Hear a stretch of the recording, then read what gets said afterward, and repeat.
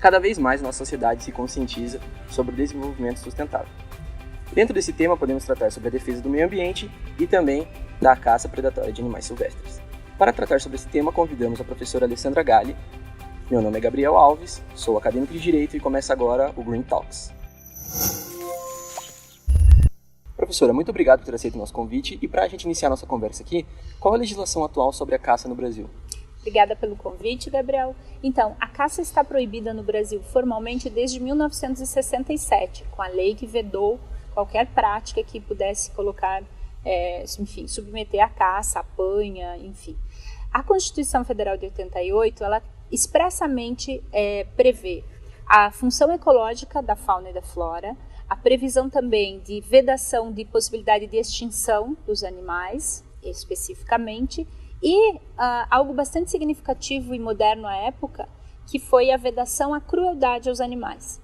Depois disso, a lei de crimes ambientais tem tipo específico, prevendo a questão da caça, e muito recentemente a Declaração de Cambridge, que fala da senciência dos animais. Então hoje já é sabido que os animais são seres sencientes, eles têm sofrimento, dor, angústia, alegrias. Eu sempre falo que quem tem um bichinho de estimação em casa não tem a menor dúvida disso. Mas, enfim, são algumas das principais normas que tratam do tema no Brasil na atualidade. Professora, existem vários projetos de lei que interferem nessa legislação. Inclusive, eles vão estar aqui na descrição para quem quiser consultar. De forma geral, o que esses projetos propõem? Importante, Gabriel, porque é bastante informação. São 4 projetos de leis distintos. Os principais pontos é que um deles, que é talvez o mais antigo até, a fauna silvestre deixa de ser patrimônio nosso, da União, de todos os brasileiros, e passa a ser patrimônio particular. Isso é um problema bastante sério, inclusive por conta de tutela e de competência para a tutela dos animais, da fauna silvestre. Além disso, são tantos detalhes, mas, por exemplo, cria locais onde as pessoas irão somente para abater os animais. Sabendo que os animais são seres sencientes, como a gente falou antes, um lugar onde as pessoas vão exclusivamente pelo seu prazer para abater um animal é algo também bastante cruel, por assim dizer. Outros detalhes, se um deles, são 4 projetos, como eu falei, retira do IBAMA e do ICMBio a possibilidade dos fiscais andarem armados, terem armas para eles efetivamente cumprirem com a função de o comando e o controle do Estado.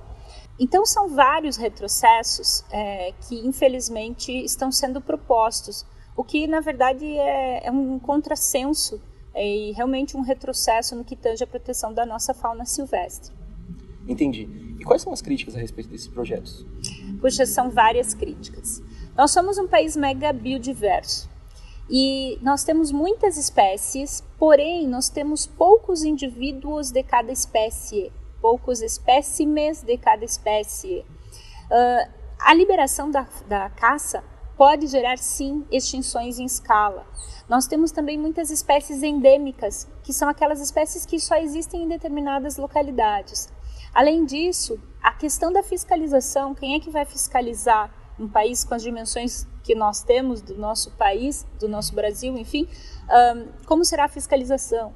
Como eu comentei na pergunta anterior, inclusive se tirar dos órgãos fiscalizadores a possibilidade de andar armado, como é que eles vão fazer fiscalização em face de caçadores muito bem armados?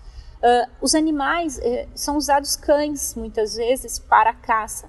Os próprios cães, eles ficam sem alimentos, às vezes, para ficar com fome, para ficarem bravos, para ir para o mato caçar.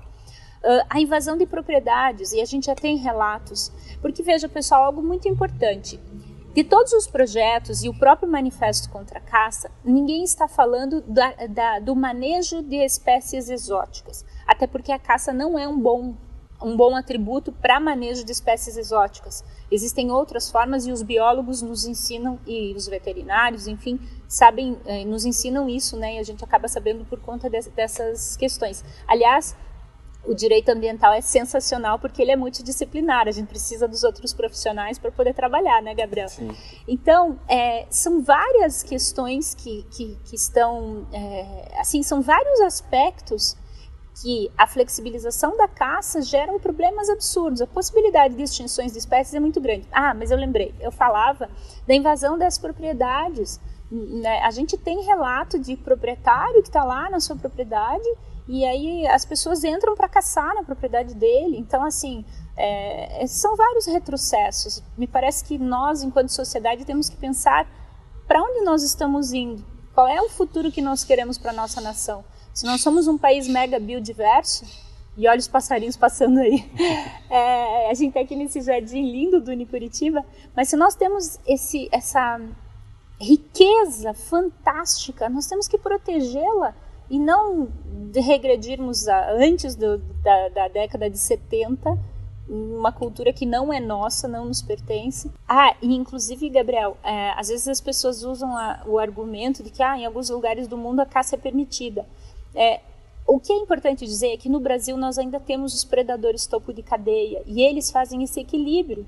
Se nós, e aí fora do Brasil faz sentido um controle de fauna nesse aspecto porque não há mais predadores topo de cadeia, mas aqui como a gente ainda tem, não faz o menor sentido pensar em caça, geraria muito mais desequilíbrio, sem considerar a crueldade com os animais, que nós hoje sabemos que os animais são seres sencientes, então nós não podemos nos dar ao luxo de regredir a tal ponto de voltar a liberar a caça no Brasil.